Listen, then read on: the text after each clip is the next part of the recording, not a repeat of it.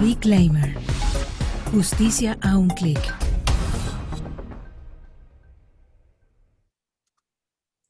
Muy buenas tardes. Les mandamos saludos afectuosos a todos ustedes que nos acompañan y directo hasta Colombia.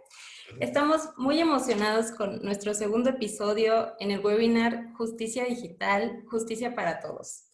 A nombre de Reclaimer, reciban una cordial bienvenida. Hoy tenemos un episodio súper interesante. Gracias por seguirnos. Reclaimer es una empresa pionera de Legal Tech en México. Ofrecemos servicios legales ágiles, inteligentes y muy accesibles. Bueno, imaginen que la policía detuvo a su hermano o a su hermana. Generalmente, con urgencia buscaríamos un abogado y eso implicaría pues mucho tiempo, mucho gasto y sobre todo traslados. Imaginen que esa preocupación pueden reducirla con tan solo un clic. A través de Reclaimer, de forma rápida y sencilla, podrían defender la libertad de su familiar. Esa es nuestra apuesta. Justicia rápida, justicia fácil, justicia para todos. Estamos muy contentos de tener un invitado que está marcando tendencia internacional en el Legal Tech. Se trata de Nicolás Lozada, un visionario sobre la justicia digital. Nicolás, México es tu casa. Ojalá pronto podamos tenerte acá en Reclaimer. Estoy segura que podremos impulsar proyectos contigo. Nicolás es socio de la boutique legal Rincón Cuellar y Asociados, una firma prestigiosa a nivel internacional. Nuestro conferencista se especializa en temas de comercio internacional, arbitraje y derechos del consumidor. Ha sido coordinador en la redacción del reglamento para arbitraje online. Por cierto, Nicolás es tendencia en TED en español. No dejen de visitar su video de justicia digital. Nuevamente les doy la bienvenida. Hoy trataremos temas bien interesantes sobre los avances de Legal Tech en Colombia, en especial sobre ODR, que son los mecanismos alternativos de solución de conflictos online. Queda con ustedes mi socio y CEO en Reclaimer, Carlos Holguín, a quien ya conocen por su trayectoria académica y amplio prestigio profesional. Carlitos, te cedo los micrófonos. Muchas gracias.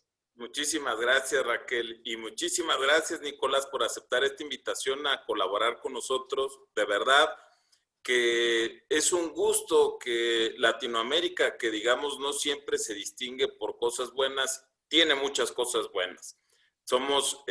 Tenemos cosas que presumir y más, tú eres un ejemplo vivo de ello, del involucramiento en el futuro de la abogacía, demostrando que los países como Colombia y México pueden competir al nivel de Silicon Valley o de España. Definitivamente que la charla que tú has dado en TED ha despertado en muchos como a nosotros un interés genuino por voltear a ver hacia el futuro en el ejercicio de la abogacía. Los datos, desafortunadamente, son fríos y muy duros. Más de 4,000 millones de personas que no tienen acceso a la justicia en el mundo, de acuerdo con la ONU.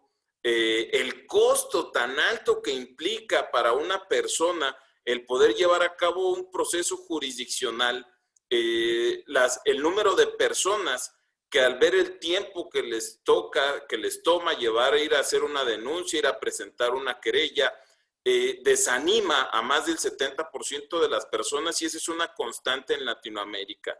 Y eso se traduce en impunidad y en falta de justicia. En un mundo como el nuestro, donde en México y en Latinoamérica parece ser también, mi estimado Nicolás, que es más fácil tener acceso a Internet que tener acceso a la justicia. Y definitivamente que la tecnología y esta nueva forma de ver la resolución de problemas basado en lo que es redes sociales como Modria, que ya platicarás tú un poquito más acerca de este nuevo modelo de resolución de problemas, inspirado en páginas que tienen cientos, miles, millones de problemas que resolver, como eBay, como PayPal, como Alibaba, como Mercado Libre, y que eso eventualmente puede traducirse a un acceso mucho más rápido, mucho más tangible para las personas. Nosotros Estamos tratando de hacer un esfuerzo inspirado siempre por gente como tú, Nicolás, y de verdad que es un privilegio tenerte con nosotros. Pues Carlos, Raquel, de verdad, qué maravilla estar con ustedes en esta tarde. Y fíjense que lo hace posible es la tecnología. Estar hablando con ustedes en México y esto, tan fácil como estar hablando con ustedes, es como se puede impartir justicia.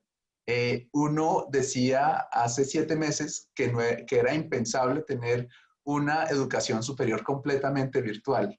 Y hace 5 minutos hablábamos con Raquel que llevamos en Colombia, en mi calidad de profesor, 6 meses, toda la educación virtual con unos retos, con unas características diferentes, pero con mucha esperanza y en algunos casos con mayor nivel de aprendizaje. Entonces, fíjense que es una de las cosas que a mí de verdad me apasiona. Yo me considero un creyente en estos temas y es que ver que la tecnología, lejos de ser un impedimento, puede ser un impulsador de grandes soluciones. Luego, estoy feliz de que, por ejemplo, este tema les llame la atención. Hace 2 años que di la charla, que ya cumplió 2 años en estos días, pues el interés no era el mismo. Y en parte yo creo que le tenemos que agradecer al COVID que, por lo menos con todas las cosas aburridas que tuvo, nos llevó a pensar en una relación muy diferente con la tecnología y con cómo podemos desarrollarla. Luego, muchas gracias. Nos forzó, efectivamente. Entonces, si ustedes les parece, empezamos con el primer tema, con la solución, la situación de Colombia en relación con la justicia. Miren, este era precisamente uno de los temas que yo abordaba en la charla de TED y mi experiencia personal fue un poco triste. Es decir, uno llega y cuando uno estudia derecho, uno se imagina algo muy diferente de lo que termina siendo. Y les doy 3 datos para que ustedes se lleven a la casa, para que piensen cómo funciona en Colombia la administración de justicia y de si realmente estamos cumpliendo los objetivos que uno tendría tan elevados de lo que uno busca con estas soluciones. Fíjense que en Colombia tenemos una mora de por lo menos 2 millones de procesos. Entonces hay 2 millones de procesos represados, según cifras del Consejo Superior de la Judicatura, y del total de los procesos que se llevan, el 85% son procedimientos ejecutivos.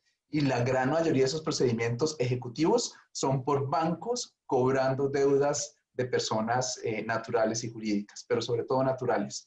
Entonces, uno piensa, la administración de justicia está pensada como un sistema que en última resuelve controversias de bancos, en la gran mayoría de los casos, en la justicia civil y comercial, que está lejos de corresponder a un presupuesto que fuera el razonable.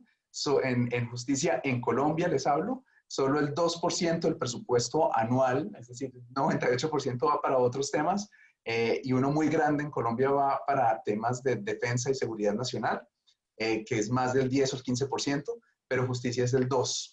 Entonces, fíjense que, y eso son billones o miles de millones de dólares, en todo caso. Es una cantidad grande de dinero y que está en últimas beneficiando a una porción bastante pequeña de la población, principalmente, como les decía, del sector financiero. Entonces, ¿eso qué implicaciones tiene? Que la justicia no está solucionando los problemas de las personas. La gran mayoría de las personas, los ciudadanos de pie, no tienen acceso y no ven la justicia como una opción. Si ustedes se fijan, por muy barato, y les digo excesivamente barato que uno pueda llevar un proceso y digamos con los honorarios del abogado gratuitos, en alrededor, y la justicia entre comillas en Colombia es gratuita, pero en lo que yo me gasto en todos los trámites, procedimientos, gastos notariales, todo eso, pueden ser de $300 a $500. Entonces, eso ya es una limitante para muchas personas. Luego, ¿cuál es el resultado que eso tiene? Pues grandes edificios llenos de papel. La gran mayoría del presupuesto de justicia se gasta en funcionamiento, es decir, en nómina, con un cubrimiento en temas de tecnología bastante bajo. Tengo que decir que el COVID, como lo veremos a continuación, pues cambió la situación, pero con un sistema en materia de justicia de expediente digital que nos viene desde los años 90, que es el siglo XXI, y que es exactamente el mismo. Cuando yo era estudiante y revisaba procesos judiciales en una oficina de abogados, cuando hacía este cargo que en Colombia se llama la dependencia judicial, yo utilizaba el mismo sistema que se utiliza hoy en día. Entonces, solo para consultar la información, la manera como la justicia tiene acceso a la tecnología es bastante bajo y además no es uniforme.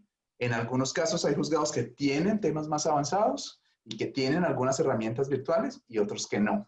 Y que entiendo que también es el caso en México, porque tuve la oportunidad de comentarlo en estos días con el ingeniero Iván Rodríguez. Entonces, exactamente idéntico. Aquí, por ejemplo, estimado Nicolás, en el estado de Querétaro, donde nosotros somos, un divorcio, ahora que la Suprema Corte aquí en México se pronunció que ya no deben de existir causales para declararse, digamos, aun cuando es un mero trámite el hecho de que te lo den, dependiendo del juzgado familiar en el que te toque, te puede tomar 1 mes o 6 meses. Digamos, tenemos diferentes tipos de justicia, porque el tiempo también es un tipo de justicia, mi estimado Nicolás. No, mira, Carlos, ahí te tengo otro dato. Hay casos en Colombia que tienen número de radicados, es decir, número de ingreso, de 1989, 1990 y 1991, y que están en la última instancia, que en este caso son trámites del Estado, ante el Consejo de Estado, como demandas contra el Estado, y que llevan 30 años casi por solucionar, se van a cumplir 30 años, y con hechos del año 85, o sea, probablemente de Raquel no había nacido cuando empezaron los hechos de ese caso. Entonces, imagínate ninguno de los tú. que estamos aquí, ninguno, mi estimado Nicolás. Exactamente. Pero fíjate en eso de que justicia demorada es justicia denegada. Ese refrán yo creo que es completamente cierto y que se aplica en Colombia. En el World Justice Project y el Banco Mundial estiman que en Colombia uno se demora más o menos entre 3 y 5 años en resolver una controversia en promedio. Y la verdad, a mí eso me parece una medición bastante optimista. Yo no creo que nosotros lleguemos a esos niveles. Luego, en tiempos, en eficiencia, en acceso a la tecnología, en el uso del papel, porque todos son procesos grandes que todavía se amarran con cabulla, estamos todavía lejos de llegar a esos ideales de los que nos hablan desde la Constitución política. Como bien lo manifiestas, aquí en México también la cabulla aquí es pues un hilo literalmente donde en los juzgados vemos como en la época de la prehistoria taladros para perforar expedientes que son inhumanos de leer para cualquier persona. Y un problema que tú abordas, Nicolás, y creo que este problema sí se da alrededor del mundo, justamente cuando leemos a los teóricos del realismo jurídico como Jeremías Bentham o Rorty, profesores, exministro en el caso de Bentham de la Suprema Corte de Estados Unidos, Rorty, maestro de Derecho en la Universidad de Harvard, donde en su nueva teoría del realismo jurídico ellos nos dicen, es que a ver, el realismo jurídico es terminar con la idea de que la ley es la misma para todos, porque en realidad no es la misma para todos. Sí tiene que ver, además de todos estos pesares que tú nos comentas, Nicolás, el criterio de los jueces. Es decir, sí puedes llegar con los mismos hechos a tener una resolución totalmente distinta, aplicando las mismas leyes en una misma ciudad, solo con 2 o 3 metros de distancia, que es lo que separa a un juzgado de otro. Y esto creo que es un tema grave, Nicolás. Gravísimo, Carlos, y ahí empiezas a apuntar a otros los puntos de la uniformidad de cómo se administra justicia y de la dificultad de acceder a ella. Entonces, los dos puntos, por un lado, en temas de uniformidad, tú en Colombia no hay un sistema de precedente. Entonces, desde los jueces siempre pueden apartarse y tener una definición diferente de un caso igual, y hasta ahora en algunos casos de tipo constitucional, y se revivió una institución muy antigua que era la doctrina legal probable, se empieza a hablar con más seguridad de la seguridad jurídica que uno podría esperar de la resolución de un proceso. Pero no hay suficientes herramientas, las bases de datos tampoco es que sean tan robustas. Nadie me dice a mí cuando hay doctrina probable, tampoco el precedente constitucional está claramente organizado, de manera que los jueces de inferior jerarquía no van a entenderlo muchas veces y las cortes de mayor jerarquía lo pueden cambiar. Entonces, es una cosa muy complicada y bajémoslo al segundo problema, que es el acceso a la justicia.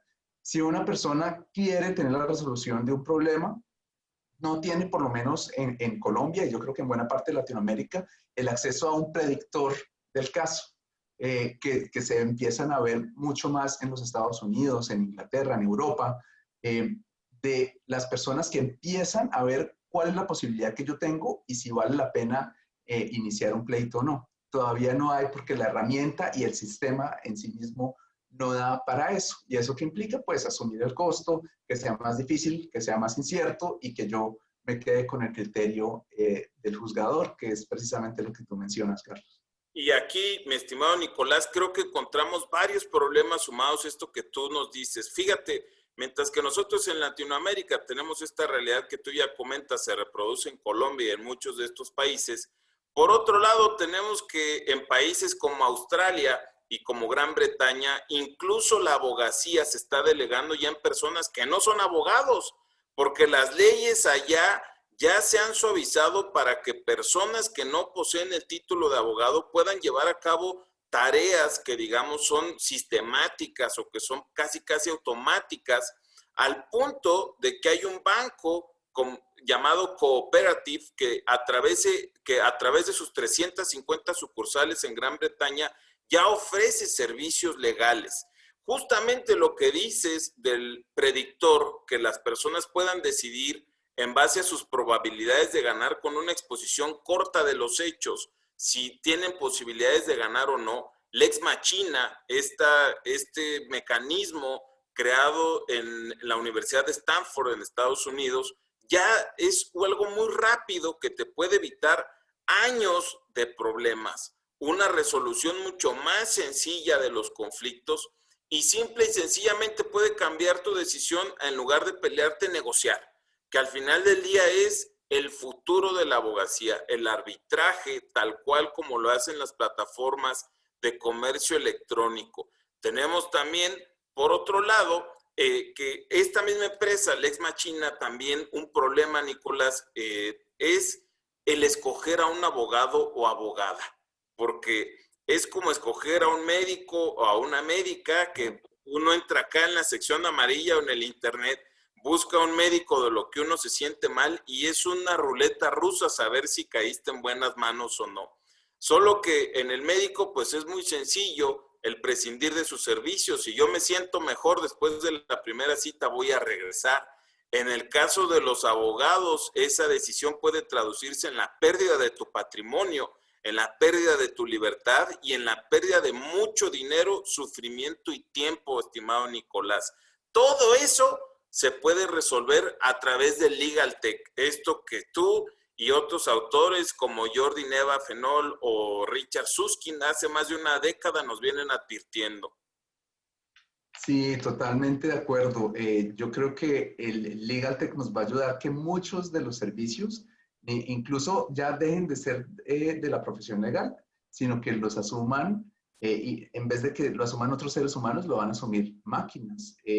Y además de lo que has mencionado, el Lex Machina, también uno podría revisar ROS, que es el desarrollo de IBM que en materia de representación legal, que le da a la persona, utilizando lenguaje natural, una respuesta al problema jurídico. Entonces, ya vemos que el tema de esta percepción del abogado como enciclopédico, el que se sabía los códigos y los artículos de memoria, y el que debía tener, ya eso, el abogado también debe repensarse y debe ser un abogado que sea versátil, que pueda tener a disposición muchas herramientas tecnológicas que le ayuden a él a aportar ese elemento humano y solucionar, más allá de tener un conocimiento muy grande, porque ese conocimiento además se va volviendo obsoleto a cada momento. Totalmente de acuerdo, Nicolás, totalmente de acuerdo. Mira, ahora si quieres, seguimos en base a la presentación, a cómo ha afrontado el sistema judicial colombiano esta situación de la pandemia. Nicolás, si nos puedes contar un poquito cómo les ha ido por allá. Pues mira, yo creo que eso uno podría decir que después de la tormenta viene la calma. Y eso es un poco lo que pasó en el caso colombiano. Cuando se declaró todo el tema de COVID, pues solo nubes negras, ¿no? Y entonces no se sabía qué iba a pasar. A diferencia de otros países, y entiendo que en México, en el Estado de México, por ejemplo, no paró la justicia porque venía un poco mejor preparada. En Colombia todo colapsó y quedó congelado. Todos los temas, absolutamente todos los temas. Y empezó a haber una recuperación gradual. Salió un primer decreto, que es el decreto 491 del 2020, pasados los primeros meses o el primer mes y medio de la pandemia, en el que se dijo vamos a reactivar el arbitraje, porque percibimos que el arbitraje y los métodos alternativos están mejor preparados para afrontar el llevar a cabo todas esas diligencias y audiencias de manera electrónica. Y entonces lo que vimos en ese momento con el arbitraje fue que lo que se venía haciendo, y yo personalmente me desempeño en asuntos de arbitraje, se empezaron a hacer audiencias, entonces cómo se podía, entonces uno buscaba ver si utilizaba Meet o utilizaba cualquiera, Zoom, cualquiera de los que tuvieran acceso a árbitro, secretario, le hablaba a las partes por correo electrónico, y poco a poco se volvió más sofisticado, más organizado, pero fue un primer paso. La rama judicial se demoró mucho más en dar pasos, y solo hasta julio, es decir, casi 3 meses y medio después de que había comenzado la pandemia, sacó el decreto 806 del 2020, que fue un decreto donde dijo vamos a poder utilizar medios electrónicos, y para algunos trámites que son como la presentación de poderes, que son normalmente notariales y tienen algunos requisitos adicionales, vamos a permitirlos hacer también por mensaje de datos. Y fíjense que esas no eran normas novedosas, porque el Código General del Proceso colombiano del 2012 ya preveía notificaciones electrónicas, comunicaciones por mensajes de datos, el llevar a cabo audiencias y otros actos procesales por el uso de las tecnologías de la información y la comunicación. Pero eso estaba en la norma. Y fíjense que más que un tema de disponibilidad de medios o de un tema de normatividad, digamos que la legislación lo permitiera, era un tema enteramente cultural, y la gente decía no hay nada que hacer. Entonces se decía yo no tengo acceso a los expedientes, decían muchos jueces y secretarios. Entonces, si yo no puedo ir a la sede a recoger el expediente, yo no voy a avanzar, así tenga los medios. De hecho, el sindicato que se llama Zonal Judicial en Colombia dijo, yo no voy a permitir que nadie entre a la sede judicial porque se van a contaminar y les va a dar el virus. La respuesta de la norma fue contundente en hay que comenzar. Y si no es por eso, pues estaríamos en la misma, ¿no? Entonces, lo que hizo el COVID es, digamos, lo que uno llamaría esa bendición en disfraz.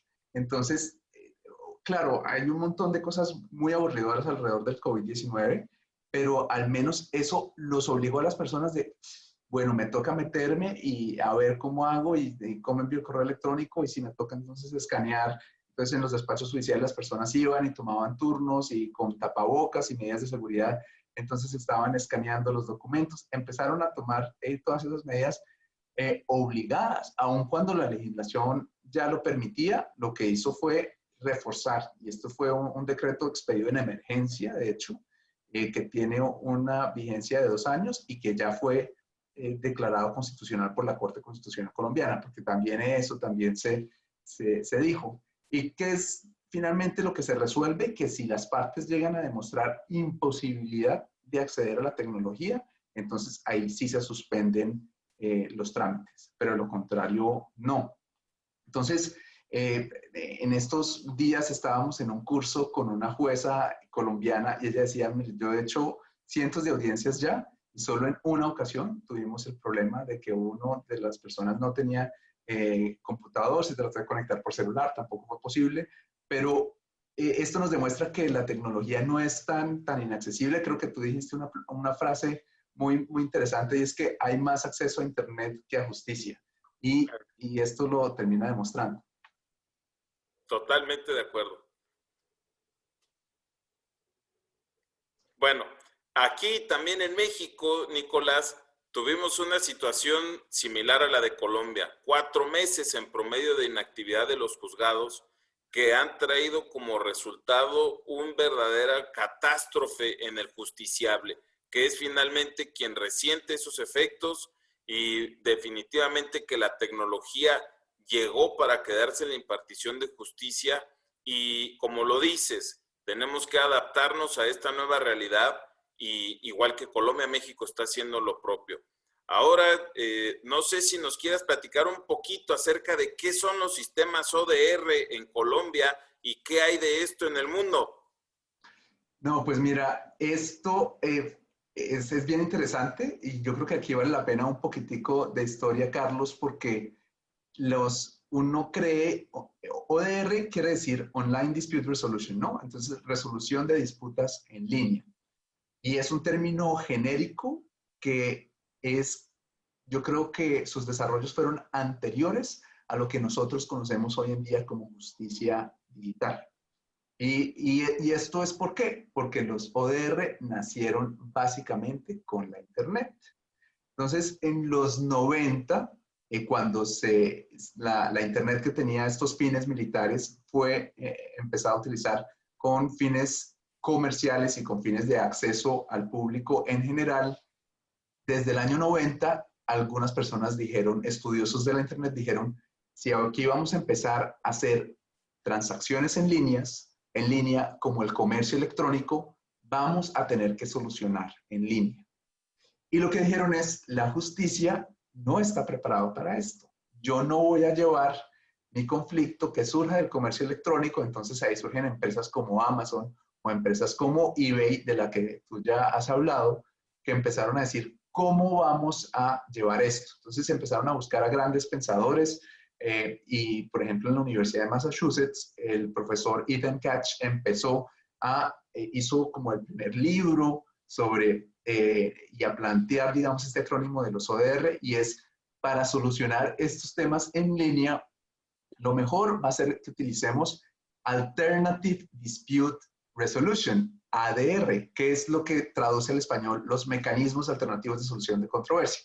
Entonces, ADR traduce MASC, y ADR le vamos a dar un giro y se va a llamar ODR. Entonces, el concepto que surge es cómo vamos a hacer una solución pensada en línea. Pues vamos a utilizar mecanismos alternativos y el que más cogió fuerza fue la mediación, liderada, entre otros, por Colin Rule, que fue el líder durante muchos años, junto con Chitu Nagarajan y junto con Amy Smith, de varios de estos modelos. Y lo que hizo Colin Rule fue, vamos a implementar mecanismos de mediación y automatización de nuestras controversias con tecnología. Y entonces lo que hace es, si yo tenía un problema con eBay, él empezaba a clasificarlos y a empezar a utilizar códigos y algoritmos para ver cómo podía solucionarse la controversia y que, en primer lugar, se diera solución directa entre las partes. Entonces, yo compré en eBay, que es un mercado, digamos, que hace las veces de intermediario. El señor, la persona a la que yo le compré, no me mandó el producto. Entonces, yo hago la queja. Y lo que dijo eBay es, yo no voy a manejar esto como si fuera servicio al cliente. Entonces, imagínense llamadas y eso escalado es mucho más difícil. Que solucionen entre ellos en una primera fase, que es una negociación directa, intermediada por la tecnología. Entonces, es el envío y respuesta de mensajes. Y esto soluciona el 80% de las controversias. Y luego para el otro 20 vamos a meterle mediación, pero mediación electrónica, es decir, que llega un ser humano que no necesariamente tiene que estar presente con los dos al mismo tiempo, pero que ayuda a que las cosas se solucionen y que lleva los conflictos por una fracción de lo que podría llegar a costar llevar esto a la justicia. Entonces, eso es lo que nosotros vemos en el mundo. Empieza en eBay, se empieza a trabajar en esto desde el año 95, imagínense. O sea, yo cuando vi esto, yo conocí de los ODR en el año 2012 y yo me imaginaba que eso se lo acaban de inventar porque, no, yo hice toda mi carrera después del 95, yo había trabajado todo y esto era completamente nuevo para mí, nunca nadie me había hablado de eso. Y lo que vine a ver es que estos tuvieron como florecieron y decayeron los que trataron de ser independientes porque no había suficiente gente que creyera en ese mecanismo. Entonces la gente todavía estaba desconfiada, como desconfiaron durante algún tiempo del comercio electrónico, y en Colombia todavía la penetración del comercio electrónico no es la de Estados Unidos. Entonces esa desconfianza permitió que no florecieran y luego empezaron a volver a nacer y ya cada vez están teniendo mayor importancia. ¿Qué te podría decir ahí? Después de este nuevo florecimiento de los ODR, empezamos a ver algunas goticas que empiezan a caer en nuestros países y en Colombia la más interesante y digamos la más prominente es la que tenemos con la Superintendencia de Industria y Comercio, que es nuestra autoridad de protección al consumidor, que tiene un mecanismo de facilitación automatizado que se llama SIC Facilita. Y SIC Facilita hace un poco, sigue la misma lógica de eBay de tratar de unir a las personas para que solucionen el conflicto. Solo que siempre va a ser mediado con un funcionario público que es un funcionario de la superintendencia. Entonces, ese es un ejemplo de lo que tuvo en ODR y ahorita empieza a haber algunos emprendimientos ya terceros para que esto empiece a coger más importancia en el país. Nicolás, ¿y nos podrías compartir un poquito sobre las ventajas y las desventajas de las ODR? Yo no sé si yo sea la persona, porque yo solo digo ventajas, no mentiras. Existen como en todo y como en nuestro sistema judicial. Yo creo que el sistema judicial presencial tiene ventajas y desventajas. Creemos que hay muchas desventajas. Yo creo que en los ODR también existen muchas ventajas y muchas no, algunas desventajas. Yo soy un optimista de ODRs, como se darán cuenta. Entonces, la primera, y que responde a la inquietud que había manifestado Carlos, es la rapidez y la eficiencia. Entonces, cuando uno utiliza el mecanismo de ODR de eBay, la solución puede ser incluso en el mismo día. Lo mismo con Airbnb. Si yo logro solución directa y accedí a la plataforma, entonces, y eso es una cosa que tienen los ODR, yo puedo obtener una solución en el mismo día. Eso es una maravilla. Ahora, si yo quiero utilizar un tercer humano, lo que se denomina en el campo de los ODR el tercero neutral, puede ser 15 días, que es el estándar de eBay, puede ser 2 meses, puede ser 3 meses, que es, por ejemplo, el que tiene contemplado el reglamento colombiano para arbitraje online, que incluye todo un tema de arbitraje, o sea, no solo mediación, sino también arbitraje. Y tiene un máximo de 3 meses. Entonces, eso depende, pero 3 meses versus 3 años, o 5 años, o 30 años, pues ya es una ganancia inmensa. Muchas veces lo que disuade a las partes de acudir a la justicia no es tanto el dinero, es el tiempo. Entonces, yo creo que el primero que yo pondría, y ya no es justicia negada, sino justicia hecha, entonces es el tema de la eficiencia y la rapidez. El segundo de las ventajas que yo mencionaría es un tema de especificidad. Los ODR, yo puedo diseñar un ODR para cada tipo de controversia que a mí se me presente. Entonces, doy un ejemplo. Temas de aerolíneas. Si yo tengo un problema con una aerolínea, yo puedo utilizar un ODR para maximizar cómo se resuelve esa controversia. Porque como esto funciona como yo creo, va a tener siempre el apoyo de una página web y una app. Entonces, en mi aplicativo, yo puedo tener exactamente la tipificación de la controversia. Piensen nuevamente en Colin Rule, lo que hacía con comercio electrónico. Y esto permite que sean mucho más rápidas las respuestas y mucho más pertinentes. Entonces, ahí, Raquel y Carlos, lo que estamos ganando es, primero, una eficacia mayor, porque vamos a estar solucionando el conflicto de manera más precisa, y también nosotros, los seres humanos, los terceros neutrales que estén involucrados, van a ser también expertos. O sea, no es lo mismo que yo tenga un arbitraje de garantías mobiliarias a que yo tenga un tema de arrendamientos, a que yo tenga un tema de divorcios. Carlos, te doy acá un dato. Tyler Technologies desarrolló en los Estados Unidos, para Las Vegas, un sistema de divorcio electrónico. Entonces, las partes ponen en el aplicativo qué es lo que quieren de los bienes. La contraparte acepta, entonces van chuleando. Y si queda algún problema, los llevan a mediación y a corte. Pero yo puedo hacerlo completamente con una app. Entonces, fíjense que la especificidad es otra de las grandes ventajas que a nosotros nos representa el ODR. La tercera ventaja que yo te daría es el tema de la plataforma tecnológica. ¿Qué implica una plataforma tecnológica? Que yo voy a llevar mi controversia del principio hasta el fin con tecnología. Porque ¿qué es lo que sucede en Colombia y lo que el profesor Daniel Castaño en Colombia ha llamado la balcanización? Que una cosa es que yo utilice la justicia o el arbitraje con medios tecnológicos. Entonces yo utilizo Zoom, utilizo correo electrónico, utilizo Drive, utilizo los mecanismos electrónicos a mi disposición.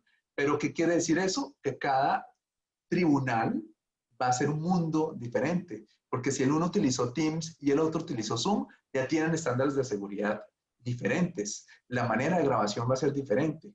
La manera como las partes van a intercambiar mensajes, si utilizan un Gmail o utilizan un Hotmail, es diferente. De ahí que legislaciones como la Argentina les dan a los abogados un correo electrónico para que funcionen con ese correo electrónico. Entonces, la plataforma es una gran ventaja porque yo todo lo hago con eso. Piensen en la plataforma de Airbnb o de Alibaba, donde todos los mensajes yo los pongo ahí, y otra cosa es que a mí me envíen notificaciones al correo, pero todo se hace en la plataforma y eso le da mayor nivel de transparencia y permite que la trazabilidad y el expediente quede todo completo ahí y que se resuelva todo ahí mismo. Entonces, eso es como uno de los plus que tiene el ODR versus la justicia los mecanismos alternativos con la utilización de tecnología. Entonces, bien diferente que distingamos. El ODR es como otro nivel donde sí es la tecnología completamente invertida en que esto suceda así. Nicolás, y bueno, antes de cerrar, porque el espacio pues es corto, Claro. yo quería que nos platicaras si en el desarrollo de innovación de ODR participan solo juristas o hay algunas otras profesiones que se vinculan. No, al contrario, son más importantes los ingenieros que los abogados. No, los abogados, yo creo que en ocasiones podemos ser una barrera. Y además, para no irme sin decirles las desventajas, por supuesto puede haber grandes cuestionamientos de debido proceso o de la gente que no tenga acceso a Internet, la manera como se maneja la imparcialidad en un ámbito electrónico, cómo las interacciones no son las mismas. Tiene sus dificultades y uno tiene que ser consciente de ese, pero tiene que tratar de superarlas, como las que tienen que tratar de superar en la justicia. Y por supuesto, la ayuda de otros profesionales es fundamental para eso. Entonces, contar con ingenieros de sistemas, con personas que tengan conocimiento de marketing digital, por ejemplo, eso es clave para que se logre una mayor conciencia y se pueda acceder a estos mecanismos. Entonces, de hecho, cuando nosotros estuvimos durante varios años en la reglamentación de arbitraje en línea, y los abogados eran los que más requisitos le ponían. Y, por ejemplo, piensen en el Civil Resolution Tribunal en Canadá. Este tribunal lo que hizo es, mire, yo no voy a trabajar, mi grupo de trabajo no van a ser abogados. Voy a tener a los usuarios que vayan a ser las personas que me van a dar a mí la retroalimentación de cómo está funcionando el sistema. Y con eso fue que fueron mejorando la arquitectura de la tecnología que utilizaban en ese tribunal y lograron verdadera justicia digital, pero sobre la base de desarrollo de dos actores muy importantes, ingenieros y sobre todo diseñadores. Y entonces los diseñadores, que trabajan en mercadotecnia y los ingenieros son claves para que esto realmente funcione, porque debe ser un diseño centrado en el humano, no en otros. Totalmente, Nicolás, estamos totalmente de acuerdo contigo, y es que de acuerdo ya a estudios como los que tú has citado en 2014, John McGinnis y Russell Pearce difundieron un estudio llamado La Gran Disrupción, y han dicho que temas como la revisión de documentos, la predictibilidad de triunfo de un asunto, la búsqueda de antecedentes o precedentes, eso tiende a automatizarse demasiado, y eso necesariamente nos va a ahorrar tiempo en la impartición de justicia, que es lo que todas las personas que accedemos queremos. Ya platicabas tú de esta plataforma llamada Modria de Colin Rule, que se presenta con más de 400 millones de disputas resueltas a través de eBay y PayPal. Y finalmente, Nicolás, quisiéramos que nos compartieras si es que en Colombia hay algunos otros emprendedores como nosotros que experimentamos en el Legal Tech. ¿Qué nos puedes comentar que se estén haciendo en Colombia acerca de estos cambios, Nicolás? No, hay grandes desarrollos. Yo tengo el privilegio y el honor de hacer parte de la junta directiva de la Asociación Colombiana de Legal Tech, que se llama ALTCO, y estamos trabajando precisamente en generar emprendimientos como ustedes. Ya tenemos varios emprendimientos que hacen parte. Yo no sé, me gustaría compartirles, si es posible, la pantalla para que ustedes vieran el mapa de los emprendimientos de Legal Tech en Colombia. Pero creo que no estoy aquí habilitado. Pero bueno, ya la tienes, ya puedes. ¿Ya? No, necesito permiso del anfitrión. Pero lo que les quería decir es, en Colombia ya empezó a darse un desarrollo importante y fíjense, el hecho de la existencia de una asociación ya es un paso interesante. Es una asociación del 2020 que nació en plena pandemia y que surgió de esa necesidad de ver cómo podíamos empezar a construir desde la profesión legal, pero de manera interdisciplinaria, como lo estábamos hablando hace un momento con Raquel, y ver cómo podemos tener más emprendimientos, porque es que lo que ustedes están haciendo es maravilloso y se necesita mucho. Que más personas le quieran meter el hombro a transformar esta profesión, que además es tan conservadora. Nosotros pertenecemos a una profesión muy conservadora, muy atada, por ejemplo, a los arcaísmos en la manera de hablar y muy atada también a unas formas que no necesariamente corresponden con una utilidad práctica. Luego, hay emprendimientos y hay emprendimientos además ODR que son interesantes. Entonces, fíjense cómo hay emprendimientos, uno que se llama Conciliemos, que lo que le dice es que le permite a las partes utilizar las tecnologías de la información para tener expedientes digitales aplicables para centros de arbitraje. Lo mismo, hay emprendimientos como Just Sapiens, que es también de una de las personas de la asociación, que permite tener expedientes digitales claros para el uso de la justicia.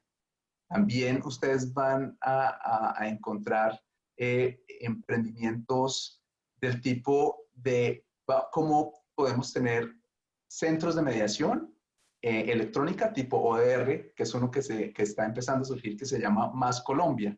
Entonces, ¿cómo yo voy a hacer una plataforma de mediación en línea tipo lo que uno puede ver con eBay y tener nichos de ese tipo de cosas? Entonces, empiezan a surgir. Vamos a ver, ojalá esos emprendimientos se vuelvan empresas tan exitosas como BigClaimer. Hombre, muchísimas gracias. Está súper interesante, Raquel, Nicolás, pero el tiempo es un enemigo implacable. Y no sé, Raquel, si pudiéramos concluir o despedirnos antes planteándole alguna pregunta o dos máximo a Nicolás. Sí, bueno, perdón, nos han llovido, pero aquí tenemos una que es ¿hacia dónde va Colombia en el desarrollo tecnológico? ¿Y tú qué productos ves a corto plazo, Nicolás? Mira, Colombia va bien. El tema es que su competitividad digital todavía tiene por mejorar. Pero lo que ha surgido es por lo menos el interés de empezar a trabajar en esa dirección y en la formación como de grupos de personas interesados en esto, como les decía antes, es una buena señal. Entonces, yo creo que vamos bien. El COVID-19 obligó a la gente a hablar del tema, es decir, a mí, se los confieso, pues yo llevo trabajando en esto 8 años, pero hasta hace 3 meses es que me empezaron a llamar y decir, bueno, hablemos de este tema, ¿qué queremos hacer? Entonces, eso también a mí me parece una buena señal, por lo menos de que la llama está creciendo poco a poco y eso es importante. Hay unos retos importantes de solucionar esta brecha digital que todavía tiene el país y que va a permitir que estos emprendimientos sean interesantes. Entonces yo creo que va por buen camino, pero tiene que mejorar en competitividad. Y de los desarrollos que yo veo importantes que se vengan, es el desarrollo que se está dando en rama judicial. En Colombia, rama judicial lleva con un proceso de expediente digital desde hace 9 años. Incluso hay algunos que dicen que inicialmente fue hace 20 años, o sea, desde que este sistema que yo les comentaba, pero el último de expediente digital lleva 9 años en operación y con todo esto se vieron en la necesidad de implementarlo. Entonces hay recurso de banca multilateral y se están moviendo, el Consejo de Estado está haciendo grandes avances. Entonces yo creo que en rama judicial se van a ver por lo menos transformaciones muy importantes. Perfecto, Nicolás, te agradecemos muchísimo. Bueno, Creo que por ahí se le fue el audio a Raquel. ay, perdón, ¿ya estoy de regreso o todavía no? Esto es algo más de la tecnología, Nicolás, que tenemos que aprender a convivir. Detalles. Raquel. Bueno, perdón, Nicolás, te agradecía mucho, te decía que el tiempo es poco, pero bueno, nos has mostrado datos importantes y crudos sobre la situación de la justicia y las nuevas formas en que esto se debe afrontar como un reto, como bien lo dices. Y bueno, te damos las gracias, ha sido un honor que estuvieras hoy con nosotros. Y bueno, pues gracias a ti, gracias a Carlos. Gracias a todos los participantes. No olvides, Nicolás, que te esperamos muy pronto en México. No, Raquel y Carlos, de verdad, un placer compartir con ustedes, además compartir con esta emoción que siento por los ODR. Igual la compartimos contigo, Nicolás. Bueno, a todas las personas, muchas gracias por su interés. Visiten nuestra página bclaimer.com, nuestras redes sociales. Buenas tardes y muchas gracias. Bien. Gracias. Bye. Gracias.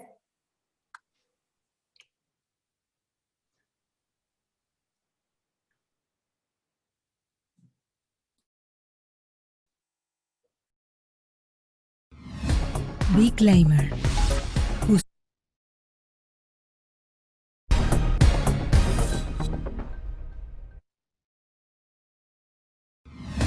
bclaimer.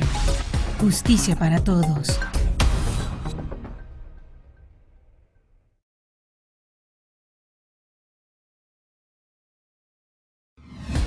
bclaimer. Justicia a un clic.